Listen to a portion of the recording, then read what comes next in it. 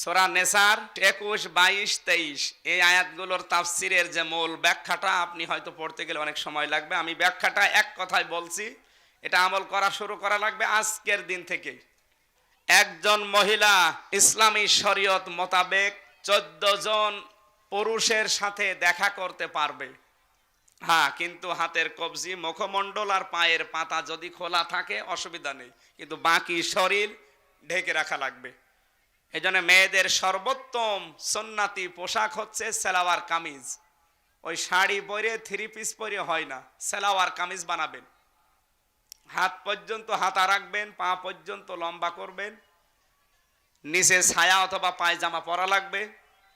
এরপরে ব্লাউজ গায়ে দেওয়া লাগবে, আর একটা ওড়না দিয়ে মাথার চুল আর বডিটা ঢেকে রাখা লাগবে। হঠাৎ করে কারো সামনে যদি পড়েও যান, অন্তত পর্দা লঙ্ঘন হবে না। ফাতেমাতুজ জোহরাকে জান্নাত দেওয়ার পেছনে কারণ ছিল দুইটা। এক নম্বরে তিনি স্বামীর খেদমত করে খুশি রেখেছিলেন, দুই নম্বরে তিনি পর্দা খুব বেশি গুরুত্ব দিতেন। স্বামীকে বলতেন, স্বামী আমার মরণের পরও যেন পর্দা লঙ্ঘন না হয়। আর আপনি জীবিত থাকতে শরীরে কাপড় নেই, মরে গেলে তো আল্লাহ জানে কি হবে। এই জন্য 14 জন পুরুষের নাম আপনি লিখে নেবেন, মোবাইলে তুলবেন। এদের ছাড়া অন্য কেউ যদি আপনার কাছে মোবাইলও করে, কথা বলবেন ঝাঁঝালো কণ্ঠে, যেন ওই লোকটার ভেতরে কিছু থাকলে ও সংশোধন হয়ে যায়। এই তথ্যটা পাবেন সূরা আহজাব 22 নম্বর পারা, 1 নম্বর পৃষ্ঠা, 3 নম্বর লাইনের 32 নম্বর আয়াতের তাফসিরে আছে। তাফসিরে মাজহারিতে আপনি দেখে নেবেন, সূরা আহজাবের 32 নম্বর আয়াত। মহিলারা মোবাইলে, ফোনে, ফ্যাক্সে, পর্দার আড়াল থেকে কিভাবে কথা বলবে আল্লাহ সে আওয়াজগুলো দিয়েছেন। এবার আসেন এই 14 জন পুরুষ। 1 নম্বরে এদের সাথে আপনি দেখা করতে পারবেন, কিন্তু মুখমণ্ডল, হাতের কবজি আর পায়ের পাতা খোলা রাখবেন, বাকি সব জায়গা ঢাকা থাকা লাগবে। আমার মনে হয় কথা বোঝা গেছে। 1 নম্বরে এসেছে নিজের বাবা, যেটা আপনাকে জন্ম দিয়েছে, এই বাবার সামনে আপনার পর্দা করার দরকার নেই। মুখমণ্ডল আপনি খুলে রাখতে পারবেন, হাতের কবজি আপনি খোলা রাখতে পারবেন, পায়ের পাতা খোলা রাখতে পারবেন, বাকি জায়গাগুলো আপনাকে ঢেকে রাখা লাগবে নিজের বাবার সামনেও। এরপরে দুধ বাবা, এটা এখন আস্তে আস্তে উঠে গেছে, আগে ছিল বেশি। দুধ বাবা বলতে কি, আমি কিভাবে বোঝাবো? দুধ বাবা বোঝেন? আপনার মা আপনাকে হয়তো পেটে নিয়ে অথবা জন্মের পরে নিয়ে অন্য জায়গায় বিয়ে করেছে।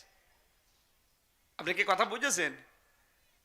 এখন এই যে লোকটার সাথে বিয়ে হয়েছে, ওটা আপনার কিন্তু বাবা। ওটা কি?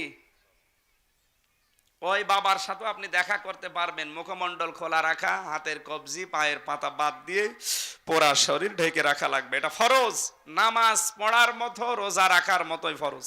3 নম্বরে মামা, এটা আপন মামা হওয়া লাগবে, নিজের মায়ের আপন ভাই।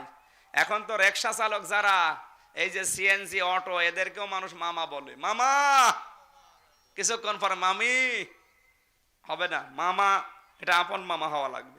এরপরে চাচা, আপন চাচা, নিজের বাবার আপন ভাই। এরপরে শ্বশুর, এটা আপন শ্বশুর। ওই চাচা শ্বশুর, বাড়ির পাশের শ্বশুর, এসব হবে না, আপন শ্বশুর। এরপরে আপন ভাই, দুধ ভাই, দাদা ভাই, নানা ভাই আর নাতি। এরপরে নিজের ছেলে, ভাইয়ের ছেলে, বোনের ছেলে আর মেয়ের জামাতা। মেয়ের জামাতারে কি বলে? হ্যাঁ, মেয়ের স্বামী। তার মানে আপনার যেটা জামাই হচ্ছে, আমাদের দেশে জামাই বলে, একে দামাত বলে, যাই বলেন বলেন, অসুবিধা নেই। এই 14 জন পুরুষের সাথে আপনি দেখা করতে পারবেন। খোলা রাখবেন শুধুমাত্র মুখমণ্ডল, হাতের কবজি, পায়ের পাতা, বাকি জায়গা আপনাকে নামাজ যেমন ফরজ, এই হিসাবে ঢেকে রাখা ফরজ। আশা করছি বোঝা গেছে।